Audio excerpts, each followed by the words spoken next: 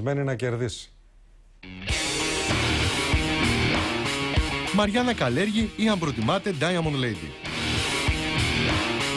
Πατινάζ έκανε, Μούσα του Κωστέτσου είναι, στη σχολή της τρέχει, έχει και αγώνα την Κυριακή 1η Απριλίου. 6 μέρες πριν τον αγώνα μου, η ψυχολογία είναι ανεβασμένη και προετοιμασμένη πάνω απ' όλα, έτσι. Θα έχουμε λίγο δράση πάνω στο ring. Θα δούμε κανένα γύρο. Θα δούμε κανένα γύρο. Πιστεύω πως ναι. Η Princess of the Battle θα βρεθεί στη Χαλκίδα στο κλειστό της Κανιθού, εκεί όπου θα διεξαχθεί το 6ο Gladiators Night.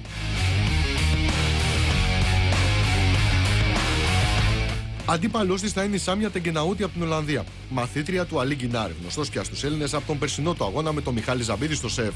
Είμαι πάντα προετοιμασμένη, ακόμα και ο καλύτερος παίκτης να μου τύχει, ακόμα και ο χειρότερος. Εγώ θέλω να είμαι πάντα προετοιμασμένη και να ξέρω ότι έχω προσπαθήσει. Αν χάσεις εσύ.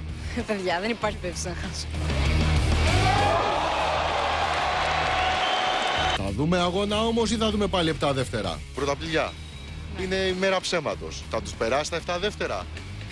Πιστεύω πως ναι. Αυτή τη φορά δεν ήθελα να βγάλω σε νοκάουτ σε 7 δευτερόλεπτα. Δεν το περίμενα.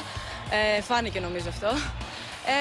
Τώρα πιστεύω πως δεν θα είναι έτσι τα πράγματα. Στο πλευρό της αλλά και στη γωνία της θα βρεθεί ο δάσκαλός της Παύλος Καπώνης, που στις 7 Απριλίου θα αντιμετωπίσει τον Αλή Γκινάρ στο Αιτχόβεν της Ολλανδίας. Γιατί προετοιμαζόμαστε και οι δύο την ίδια ώρα, την ίδια στιγμή. Προσπαθεί πάρα πολύ, όλοι μας που κάνουμε προπόνηση, και στόχος του είναι να νικήσει. Όλοι αυτό κοιτάμε και όχι μόνο να νικήσει, να δώσει τον καλύτερο του εαυτό πάνω στο ring. Οι μαθήτηρες πρώτα, οι δάσκαλοι μετά. Είναι τελικά καιρός για ξύλο.